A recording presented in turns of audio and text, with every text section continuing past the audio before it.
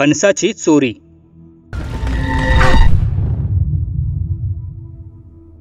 गूढ गोष्टींचं मला नेहमीच कुतूहल वाटायचं. त्यामागचं विज्ञान समजण्याचे खटाटोप मी कधी कधी करायचो. जसं की माझ्या गावाबाहेर एका साधूची झोपडी होती. लहानपणी जेव्हा पहिल्यांदा मला त्याबद्दल कळाले तेव्हा मी हटकून तिकडे गेलो होतो. सुरुवातीला बाहेरूनच संपूर्ण झोपडीचं निरीक्षण केले. नंतर मग साधूच्या हालचाली टिपायचो. बंद झोपडीत त्याच्या कसल्याशा साधना चालत. तो साधू होता की अघोरी मांत्रिक हे समजण्याचं माझं वय नव्हतं ते. बरं, एक दोनदा त्याने मला झोपडीच्या आसपास फिरकताना पाहिले आणि जवळ बोलावले देखील. पण लहान असल्यामुळे त्याचे जटाधारी केस, भरघोस वाढलेली दाढी, एकूण पेहराव यांमुळे मी निश्चितच घाबरलो होतो. पुन्हा कधीही तिकडे न जाण्याचे मी ठरवले. दिवसांवर दिवस जात होते आणि आम्ही मित्रमंडळी वयात येत होतो. 16-17 वर्षांच्या आसपासची आमची टोळी. दिवसभर हुंडारत फिरायचो. कधी माळावर तर कधी जांभळीच्या झाडीकडे मोर्चा वळवायचो. वरच्या डोंगरातला एखादा जरी आंबा पाडाला लागल्याची खबर लागली तर आम्ही मित्र दुसऱ्याच दिवशी त्यावरचे आंबे साफ करायचो. डोंगरालगतच्या जमिनीची मालकी गावातल्या काही माणसांची होती आणि गाव डोंगरापासून सुमारे अर्ध्या मैलावर होते. सहसा गावातले कोणी तिकडे यायचे नाही. आमची घरे डोंगरालगतच असल्याने तिथला परिसर म्हणजे आमच्या रोजच्या पायाखालचा असा होता. डोंगराच्या पुढे दूरपर्यंत पसरलेल्या माळावर जाण्याच्या पायवाटेवरच एक फणसाचे अवाढव्य झाड होते. आमच्या आवाक्यातल्या परिसरातले ते एकमेव फणसाचे झाड. उन्हाळा संपू लागला की आमचे त्या फणसाच्या झाडावर विशेष ध्यान असायचे, कारण याच दिवसात तो फणस पाडाला लागायचा. एकतर त्या झाडावर भरपूर फणस यायचे. गावात राहणारा मालक क्वचितच कधी तिकडे यायचा. त्यामुळे अर्थातच त्या झाडावरचे बहुतांश फणस आम्हाला खावयास मिळायचे. हां, पण दिवसाढवळ्या मुद्दाम आम्ही त्या झाडावर चढायचो नाही. काहीही झाले तरी एका अर्थाने ती चोरी होती. पण ते चोरलेले फणस खाण्यात वेगळीच मज्जा होती. एका संध्याकाळी अंगणात आमची रोजची मैफिल जमली होती. फणस पाडाला लागल्याचे कानावर पडलेच होते. त्यामुळे मी, सुधीर, दिलीप आणि मंगेश असे चौघे मिळून तिकडे धाड टाकण्याचे निश्चित करत होतो. अर्थात आमची टोळी काही इतकीच नव्हती. अजून बरेच जण होते, पण प्रत्येकाची कामं आखून दिली होती. आम्ही चौघे इतरांहून थोडे मोठे असल्याने रात्री फणसाकडे जायचे, झाडावर चढायचे आणि फणस काढून ते पुन्हा घरापाशी आणायचे. ही मुख्य जबाबदारी आमची होती. त्यापुढे मग त्या फणसांची विभागणी करायचे, लपवण्याच्या जागा निश्चित करायच्या, कोणता फणस लवकर पिकू शकतो याचा अंदाज घेऊन काही फणस गोठ्यातल्या चाऱ्याच्या गंजीत तर काही फणस जमिनीत पुरायचे. अशी कामे इतरांवर होती. तर अशी आमची खलबत त्या संध्याकाळी आखून झाली होती. रात्री जेवण वगैरे केल्यावर सगळीकडे सामसूम झाले असल्याची खात्री करून आम्ही चौघे डोंगराच्या दिशेला निघालो. दिलीपने एक टॉर्च सोबत आणला होता. सुधीरने मजबूत असा दोर घेतला होता. मंगेशच्या हातात जरासा लांब बांबू होता. रात्रीच्या मोहिमेवर काही इतर धोके उद्भवलेच तर खबरदारी म्हणून हे सर्व सोबत घेतले होते. मी रिकामाच होतो. खरे तर आमच्या सगळ्यांमध्ये झाडावर चढण्यात मी तरबेज होतो. त्यात ह्या फणसाच्या झाडावर चढण्यासाठी 8-10 फुटापर्यंत कसलाच आधार नव्हता. म्हणून मग आम्हा मुलांनाच एकावर एक थर करावा लागत असे आणि तेव्हा कुठे त्या झाडाची पहिली फांदी हाती येत असे. आम्ही वस्ती मागे टाकली तेव्हा 10 वाजून गेले होते. अंधाराला आपलंसं करत सगळा परिसर निपचित पडला होता. रातकिड्यांचे आवाज तेवढे नाजूकशी ध्वनिकंपने उत्पन्न करत होते. अधूनमधून एखाद्या चिटपाखराचा कर्कश आक्रोश तिथल्या शांततेला चिरत जायचा. सर्वात पुढे पायवाटेवर टॉर्चचा प्रकाश टाकीत दिलीप चालत होता. मागोमाग मंगेश हातातला बांबू जमिनीवर आपटून इतर प्राण्यांना सावध करत होता. सुधीर आणि मी त्यांच्या मागून पावलं टाकीत होतो. साधारण 200 मीटरचे ते अंतर आम्हाला कापायचे होते. रात्रीचं तिकडे जात असताना आजूबाजूचा काळा कुट्ट अंधार आम्हाला भीती घालण्याचे काम चोख बजावत होता. त्याच्या सोबतीला घोंगावणारा वारा देखील होताच. तो मधूनच आपल्या झोताचं प्रमाण कमी जास्त करून वातावरणात एक प्रकारची गूढता आणत होता. आम्ही एकमेकांशी न बोलता शांतपणे मार्गक्रमण करत होतो. उगाच बोबाटा कशाला करायचा? तिथल्या शांततेत आमचा आवाज बराच दूरपर्यंत गेला असता. एव्हाना आम्ही निम्म्याहून अधिक अंतर पार केलेच होते की आमच्या पायवाटेला अतिशय तीव्र गतीने छेदणारी एक सळसळ ऐकू आली आणि आम्ही जागच्या जागी थबकलो. सुकलेल्या पालापाचोळ्याचा आवाज तिथल्या तिथे घुमला. काहीतरी वेगाने आमच्यापासून दूर गेल्याचे जाणवले. खरे तर आम्ही फक्त प्रतिक्रिया दिली. सर्वात पुढे दिलीप होता आणि त्यानेच टॉर्चच्या प्रकाशात आम्हाला आडवे जाणारे ते जनावर पाहिले होते. इतक्या वेगाने ते सरपटत गेले की दिलीपला काही सुचलेच नाही. मंगेश बांबू आपटू लागला, परंतु तोपर्यंत ते जनावर दूर गुडूप झाले होते. काहीशी भीती मनात दाटून आली. अचानक उद्भवलेल्या या प्रकारातून आम्ही जरा सावरतच होतो की तितक्यात दूरवरून कोल्ह्यांचे विवळणे आमच्या कानी पडले. त्यांच्या रडण्यातली भेसूरता इतकी विदारक वाटत होती की आमचे अंग शहारून उठत होते. नकळत कसले तरी दडपण उगाच मनावर येऊ लागले होते. काय म्हणताय गड्या ओ, माघारी फिरायचं का? काहीतरी अशुभ होईल असं दिसतंय. सर्वात पुढे असलेला दिलीप टॉर्च आमच्या दिशेला वळवत विचारू लागला. आम्ही काही प्रतिक्रिया देणार तेवढ्यात मंगेशच म्हणाला, माप शहा नाहीच लेका, रातच्याला इकत्याला आंबूर आलोय ते असंच होय. आता जिबला घरा लागल्या बिगर सुटका नाही घ्यायची.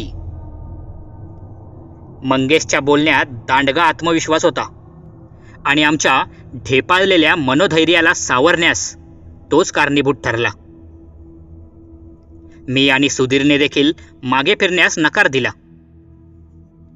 1 विरुद्ध 3. दिलीपचा नाईलाज झाला. आम्ही पुन्हा पुढे जायला निघालो, पण यावेळी आणखी सावधगिरीने पाय टाकत होतो.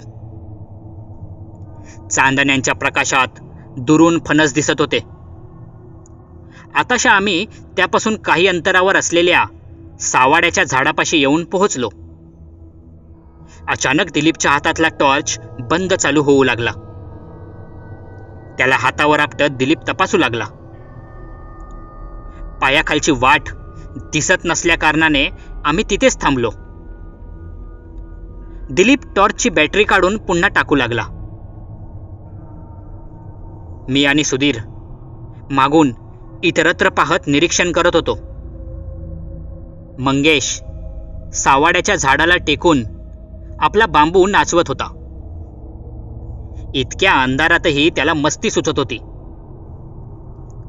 दिलीपने टॉर्च पुन्हा सुरू केला आणि मिट्ट काळोखात हरवलेली आमची वाट पुन्हा दिसू लागली.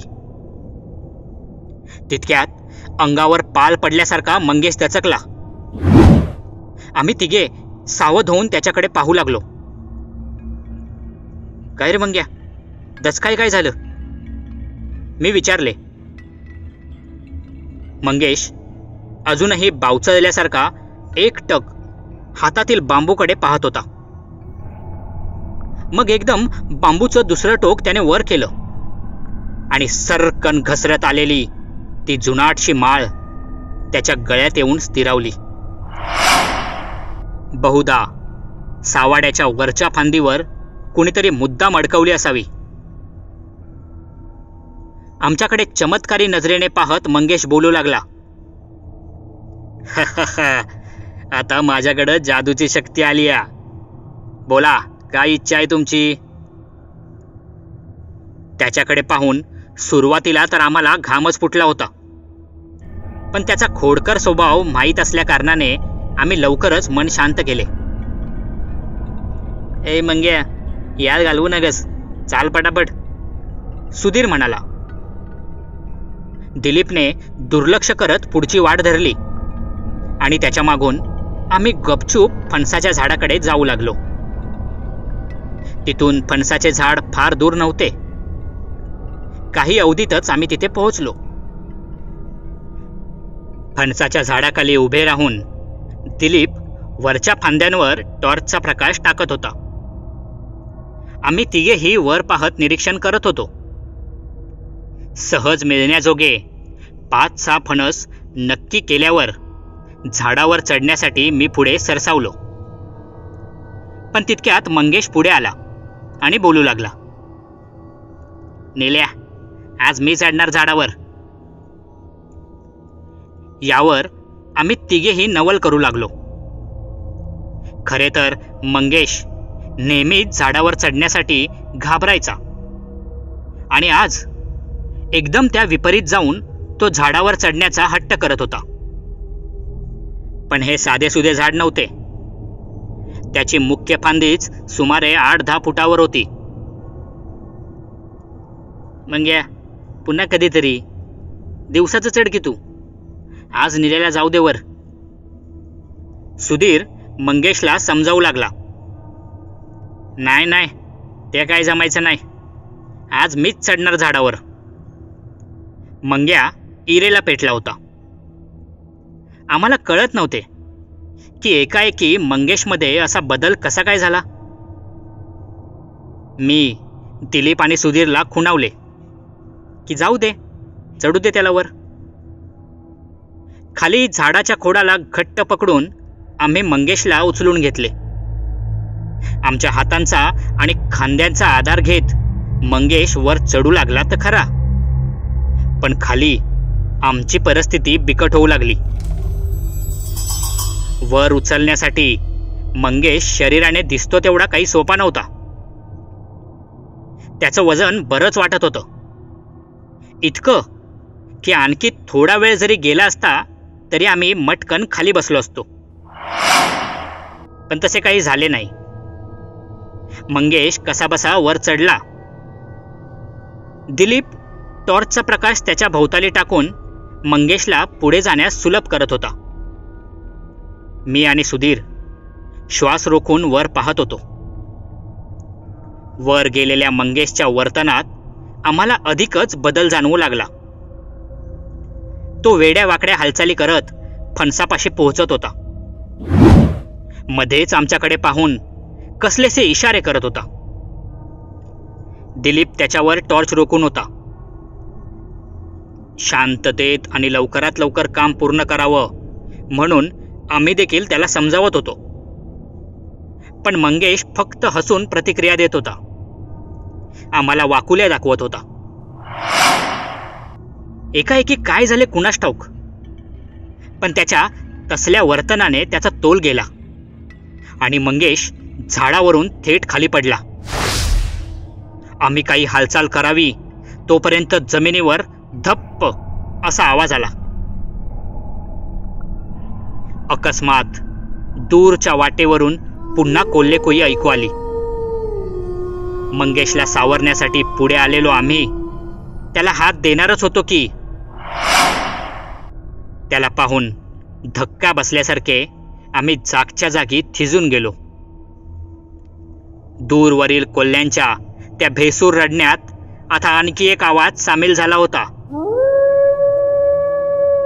खाली जमिनीवर ओनवा पडलेल्या मंगेशच्या घशातून त्या कोल्ह्यांप्रमाणे विवळणे बाहेर पडत होते.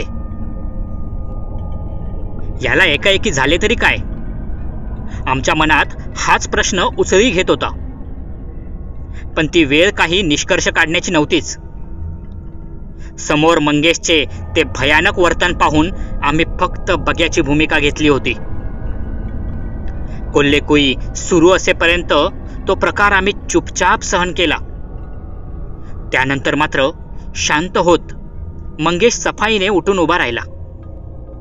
आश्चर्य म्हणजे झाडावरून पडून सुद्धा त्याला काहीच दुखापत झाल्याचे वाटत नव्हते. घडला प्रकार खरंच इतका विचित्र वाटत होता की दिलीप, सुधीर आणि मी आतून प्रचंड घाबरलो होतो. परंतु चेहऱ्यावर तसं काहीच न दाखवता आम्ही घरी परतण्याचा निर्णय घेतला. अर्थात मंगेशला न विचारताच. तो नाहीतरी आपल्याच धुंदीत हरवला होता. कसे बसे त्याला घेऊन आम्ही पुन्हा घराकडे आलो. परत येताना मनात नाही नाही त्या शंका येत होत्या, पण सुदैवाने काही घडले नाही. मंगेशला त्याच्या घरी सोडून आम्ही आपापल्या घरी झोपायला गेलो. अस्वस्थ मनामुळे झोप लवकर आली नाही. ती रात्र तळमळतच पार पडली. पहाटे पहाटे कसा बसा डोळा लागला. जाग आली ती दिलीपच्या हाकांनीच. सकाळी सकाळी दिलीपला समोर पाहून मी खडबडून जागा झालो. त्याने घाईतच मंगेशकडे जायचे असल्याचे सांगितले. गडबडीत शर्ट घालून मी निघालो. मंगेशच्या घरी पोहोचलो तर अख्ख्या वस्तीतली माणसे दाराबाहेर हजर होती. सुधीर देखील आमची वाट पाहत बाहेर उभा होता. बहुधा आमची विचारपूस करण्यासाठी तिथे बोलावले होते. नक्कीच काहीतरी अनुचित प्रकार घडला होता.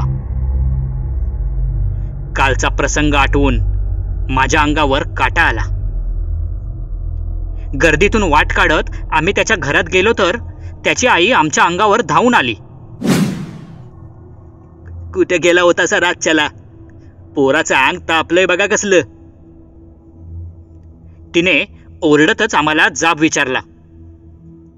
मंगेश जमिनीवर आडवा पडून असंदिग्ध बडबड करत होता. मध्येच खळखळून हसायचा तर मध्येच एखादं विवळणं. आम्ही मान खाली घालून गप्प बसलो होतो. तेवढ्यात सुधीरला मंगेशच्या गळ्यातली माळ दिसली. एकाएकी त्याला काय वाटले कुणास ठाऊक. तो धावत मंगेशच्या गळ्यातली माळ काढण्यासाठी गेला आणि झटका बसल्यासारखा तो मागे फेकला गेला. ती माळ साधीसुधी नव्हती याचा अंदाज आम्हाला तेव्हाच आला. काहीतरी अक्षम्य असा अपराध आपल्या हातून घडला असल्याचे मला जाणवले. तिथं उपस्थित सगळेच जण हतबल होते. कसं काय माहीत, पण मला गावाबाहेरचा तो साधू आठवला. क्षणाचाही विचार न करता मी एकटाच तिथून बाहेर पडलो आणि गावाबाहेरच्या दिशेने जात थेट साधूची झोपडी गाठली. प्रसन्न चेहऱ्याने जणू ते माझी वाटच पाहत असावेत. मला पाहताच त्यांनी आत बोलावले. यावेळी मी जराही न घाबरता आत जाऊन सर्व प्रकार कथन केला. आमचा कालचा प्रताप ऐकून साधूच्या चेहऱ्यावरचे भाव बदललेले मी पाहिले. त्यांनी तत्परतेने मंगेशकडे जाण्याचा निर्णय घेतला. काही वेळातच त्या साधूंनी मंगेशच्या घरात प्रवेश केला. मी त्यांच्या मागोमाग आत गेलो. साधूंनी घरातल्या सगळ्या माणसांना बाहेर जायला सांगितले. आत साधूंबरोबर फक्त मी, दिलीप, सुधीर आणि खाली आडवा पडलेला मंगेश एवढेच होतो. साधूंनी आपले मंत्रोपचार सुरू केले आणि आपल्याकडील एक लाल कापड घेऊन मंगेशच्या गळ्यातली ती माळ काढली. माळ काढताना मंगेश भेसूर आवाजात बडबड करू लागला. हातपाय हलवत डोळे मोठे करून आपला धाक दाखवण्याचा प्रयत्न करू लागला. परंतु साधूंनी आपला उजवा हात त्याच्या कपाळावर ठेवताच तो शांत झाला आणि हळूहळू आपली शुद्ध हरपू लागला. काही वेळात साधूंनी इतर विधी पार पाडले आणि संकट टळल्याची खात्री झाल्यावर त्यांनी मंगेश सोबत आम्हाला सुद्धा सुरक्षा रक्षक बांधले. दार उघडून कोणाशी काहीच न बोलता साधू आल्यापावली निघून गेले. मंगेशचे आई वडील मुलाच्या काळजीने आत आले. मंगेश अजूनही बेशुद्ध होता. त्याचा उतरलेला ताप पाहून त्यांनी सुटकेचा निश्वास सोडला. न राहून मी पुन्हा बाहेर पळालो आणि साधूंना गाठले. महाराज, ही माळ कसली आहे? त्यांच्या हातातल्या लाल कापडाकडे बोट दाखवून मी विचारू लागलो. साधू तिथेच थांबले आणि माझ्याकडे प्रसन्न चेहऱ्याने पाहून म्हणाले, पोरा, ही माळ एका भयंकर अशा चेटकिनीची आहे. आज तुझ्या मित्राला तिने नेलेच असते बघ. आता याच्यापुढे काय विचारू नकोस. ते जाणून घ्यायचं तुझं अजून वय नाही. साधूंच्या शब्दांवर मी गप्प राहण्याचे ठरवले. मी पुढे जाऊन त्यांना नमस्कार केला आणि पुन्हा घराकडे वळलो. मंगेश पूर्णपणे बरा झाला. त्यानंतर ते साधू पुन्हा कधीच दिसले नाहीत. कदाचित त्यांचं इथलं काम संपलं असावं. असो, आम्ही आता फणसाची चोरी करायला शक्यतो दिवसा उजेडातच जातो. गऱ्यांचा आस्वाद, तोही चोरलेल्या फणसाचा, यातली मजाच काही निराळी. समाप्त.